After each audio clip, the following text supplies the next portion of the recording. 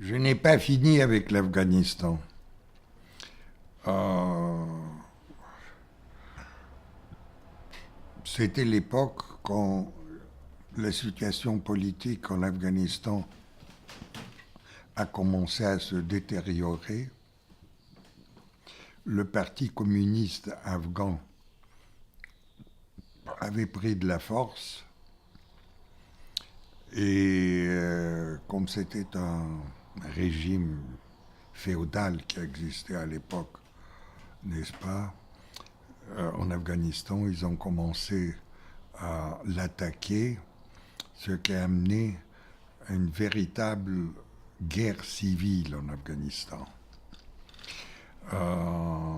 Les Russes sont mêlés. Ils ont voulu aider le Parti communiste local dans sa lutte. Les guérilleros afghans ont répondu. Ils se sont battus avec beaucoup de fermeté et beaucoup de courage. Le résultat était que le pays s'était transformé en un vaste champ de bataille.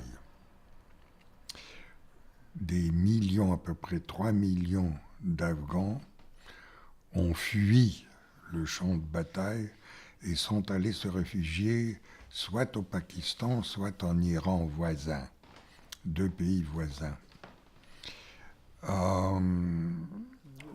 Ils ont construit de très grands camps de tentes et c'est avec des fonds étrangers, ils achetaient des vivres, etc., et pour survivre, pour attendre un jour meilleur, quand ils pourraient retourner dans leur maison. Alors, on parlait beaucoup de l'Afghanistan et de la guerre civile en Afghanistan à l'époque. Moi, j'étais un des rares ethnographes qui avait voyagé dans ce pays. Et j'ai décidé alors, en ce moment, de retourner en Afghanistan et de visiter certains des campements temporaires des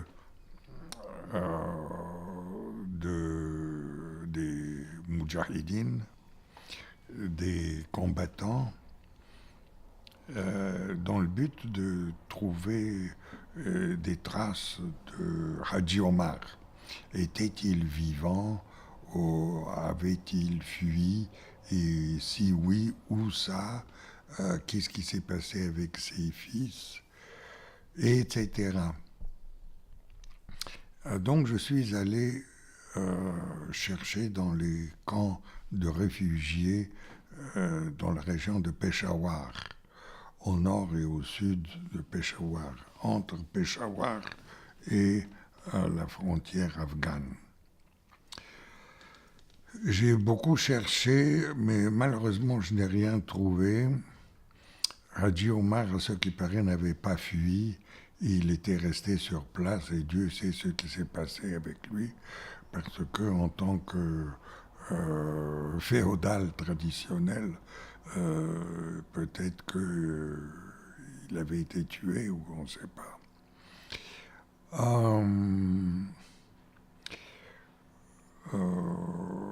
Quand j'ai quitté, donc je ne pouvais plus rien faire pour Haji Omar. Je ne l'avais pas trouvé.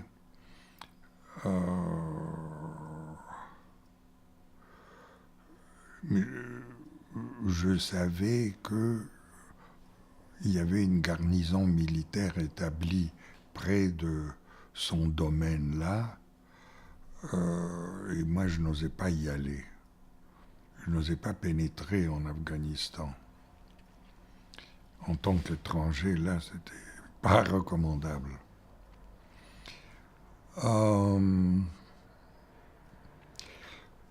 2 ans plus tard,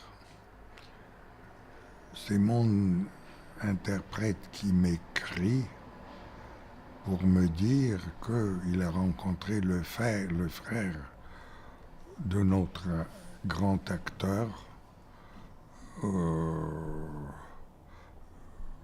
homme de 40 ans, et le frère a été tué par l'armée communiste. Donc la famille de Hadji Omar avait souffert. Certainement, ses biens avaient été confisqués et lui-même, on ne savait pas s'il était vivant ou pas. Et on en est resté là. La situation s'envenimait très rapidement en Afghanistan. Le pays devenait de plus en plus dangereux et il n'était plus question d'aller continuer mes recherches, qui étaient interrompues au milieu de manière définitive. Je ne pouvais rien faire de plus. Donc, retour à Montréal, je donnais un cours d'anthropologie visuelle, grosse clientèle chez les étudiants, tous les étudiants s'intéressent à ça, et entre-temps, j'avais constitué déjà une filmothèque avec les œuvres classiques de notre discipline. Jaguar de Rouche, avec 2 autres films de Rouche. J'ai oublié les noms là.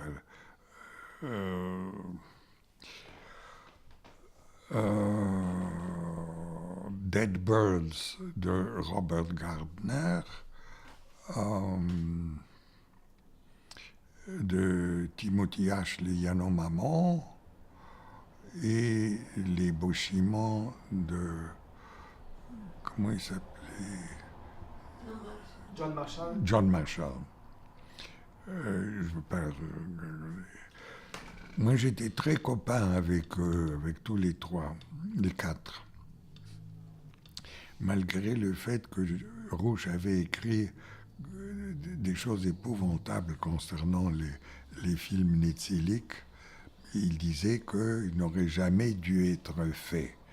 Et ils ont été faits contre toutes les traditions et règles du cinéma ethnographique. Bon.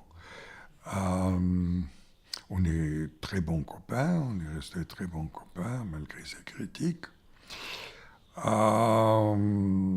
J'ai invité régulièrement ces 4 personnages à mon cours à Montréal. Venaient également des réalisateurs de l'ONF qui s'intéressaient à ce genre de tournage malgré leur léger mépris pour le film ethnographique, comme Michel Brault disait, remplir la caméra et la vider comme ça ne m'intéresse pas. Enfin, de son point de vue, il avait raison.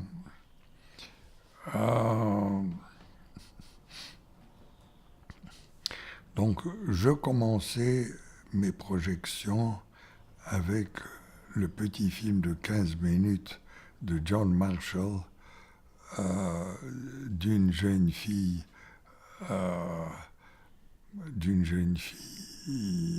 Boshimane.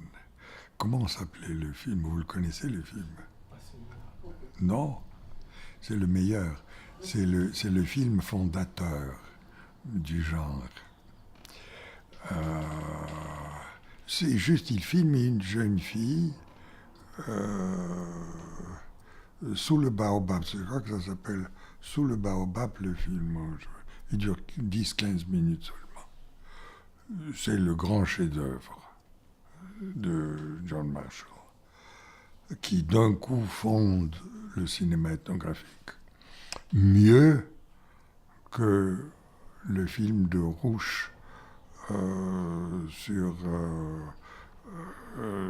les sorciers. Le maître fou. Les maîtres fous. Moi, je trouve encore mieux que le maître fou. Je montrais les maîtres fous régulièrement. Mais je commençais chaque année scolaire, je commençais avec le film de John Marshall. Et Nanook, pardon, on vous interrompre la scène. Nanook, je montrais Nanook aussi, mais je montrais Nanook plus tard par rapport aux Esquimaux, Netsilik. Je commençais toujours avec d'autres films, avec les films classiques, et après ça j'arrivais au Netsilik, au milieu du semestre, disons, et avec Flaherty. Donc je commençais avec Timothy Ash, avec John Marshall. J'étais certain absolument que c'était le réalisateur le plus doué de notre groupe. On était 4 ou 5 à l'époque, en tout et pour tout. Légèrement méprisé parce qu'on s'occupait de films. Le film, c'est du sexe et de l'argent. Légèrement méprisé, pas sérieuse. Vive, pas sérieux.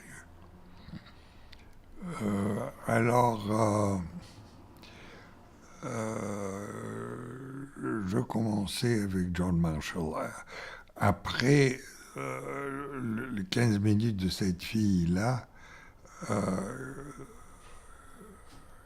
qui était en relation, joking relationship, avec son oncle.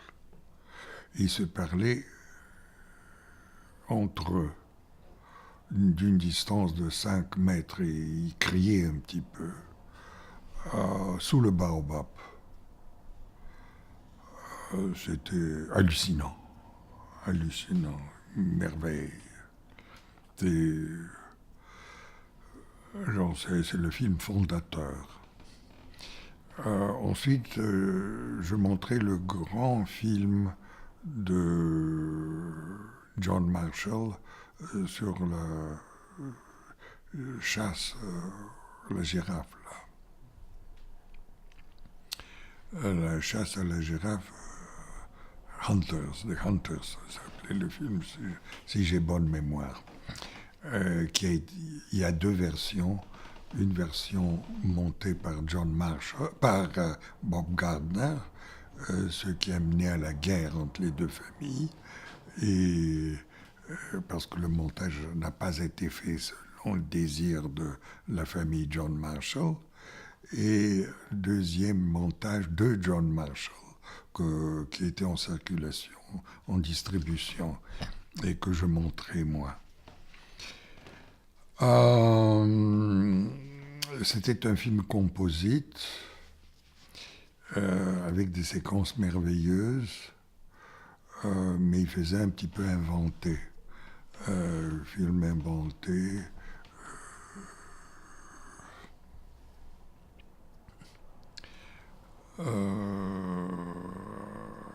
C'était le résultat de plusieurs chasses. La girafe, qui avait été coupée et recoupée et mise ensemble pour donner l'illusion d'une seule chasse. On part le matin, on rentre le soir avec le gibier, avec beaucoup de continuité dans l'action. Alors que ce n'était pas le cas.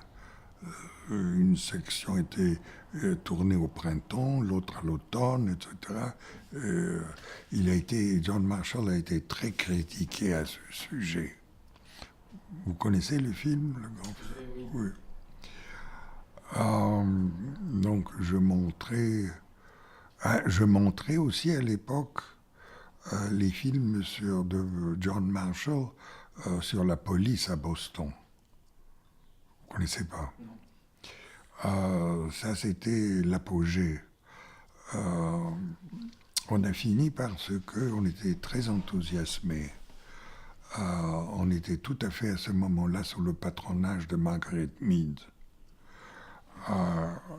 On était très très enthousiasmés. On était certain de fonder une nouvelle école d'anthropologie grâce à Margaret Mead, où on observait en direct le comportement des individus et des acteurs, et on enregistrait directement sans erreur possible, sans exagération possible, parce que les moyens, les techniques d'enregistrement mécanique, comme ici, ne permettent pas l'abus, ne permettent pas les fantaisies cinématographiques. On enregistre, tout ce qu'on enregistre est vrai.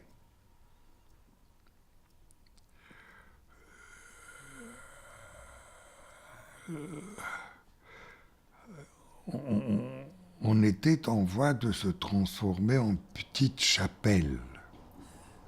Vous voyez, petite chapelle sous le patronage de Margaret Mead.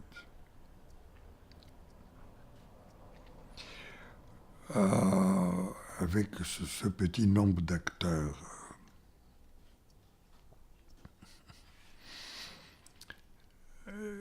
Tenez, donc je vais montrer deux, trois films de John Marshall, et je montrerai un film sur les policiers. Les policiers, on en parlait énormément à l'époque. Après ça, on a cessé de parler. Les Beauchimans ont occupé l'écran tout entier. John Marshall suivait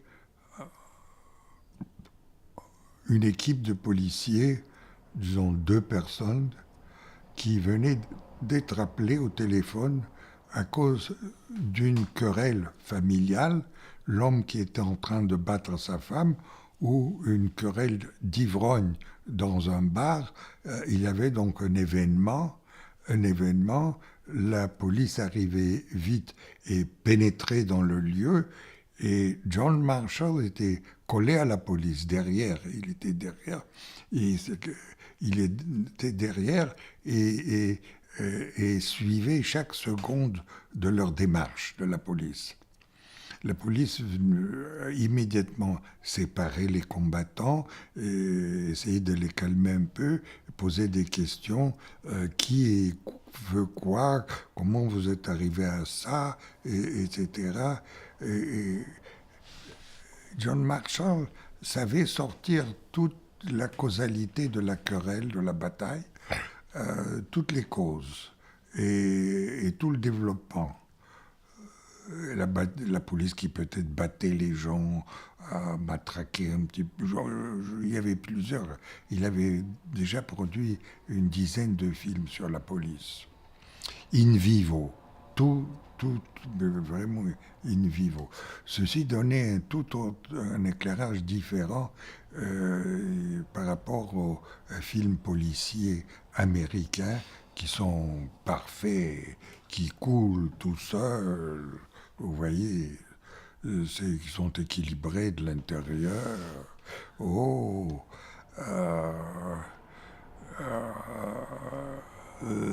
c'est du brut que montrait John Marshall.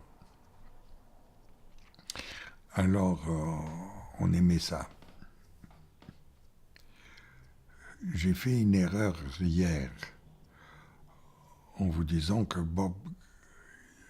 Robert Young, celui qui a filmé le grand film Esquimau, était le cinéaste de Flaherty pour Louisiana Story. C'était pas lui, c'était l'autre qui est mort récemment à Paris. Celui qui a fait filmer John Kennedy, le président.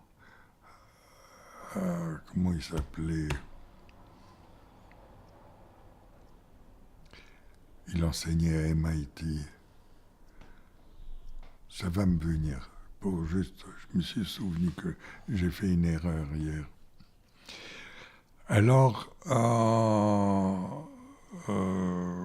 on commençait avec John Marshall. J'ai invité mes personnages. Euh, J'avais 2 ou 3 séances. La première séance, je montrais les films. La deuxième séance, j'ai invité le réalisateur. John Marshall venait. Euh, euh, on essayait de le faire parler le plus possible au début, parce qu'il il buvait,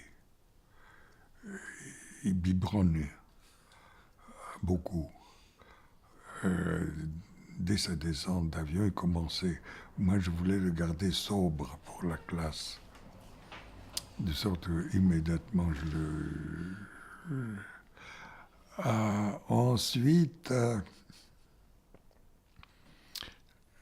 après ça, j'ai invité, disons, Timothy H.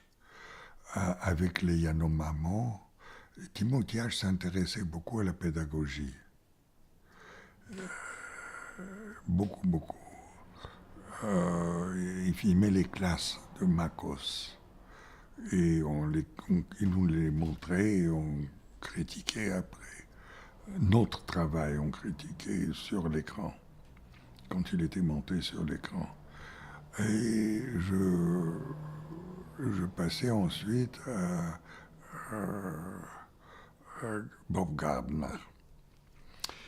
Ça, c'était quelque chose. Il arrivait avec son propre avion personnel.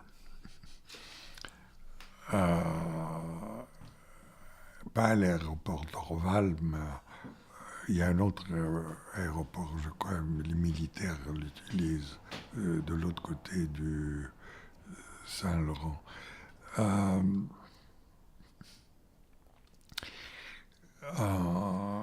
Il montrait son film sur la guerre indigène, Dead Birds, œuvre magistrale, beaucoup de grandeur.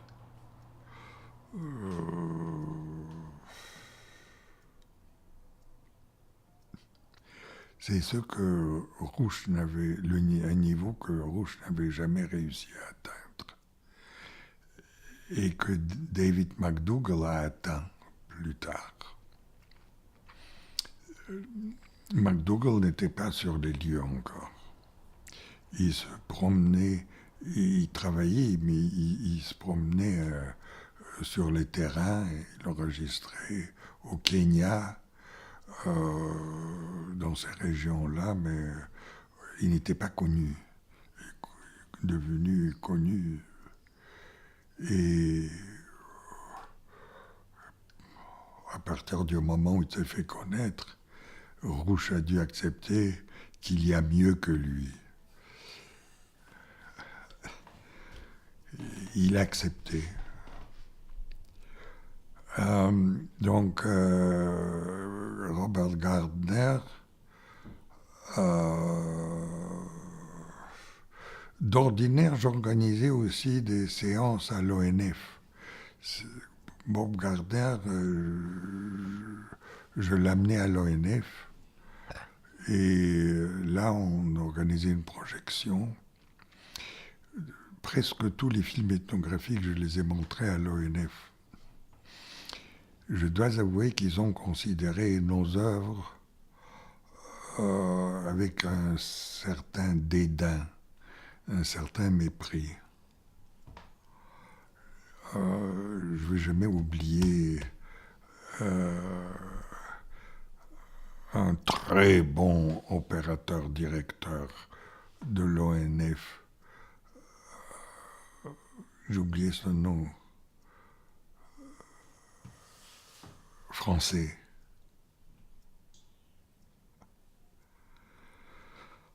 Qui a travaillé avec qui? Seul.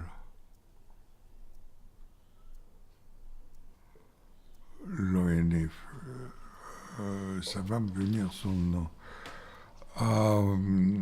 Après la projection de Bob Gardner et d'autres, il venait chaque fois, il disait moi je tourne ça en 15 minutes.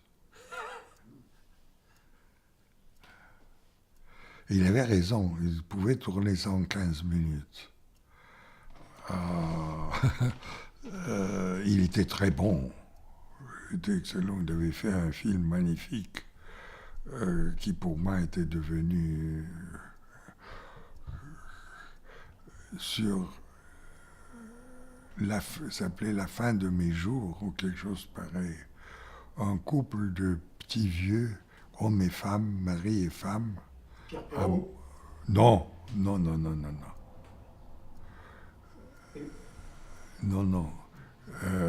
Hommes et femmes.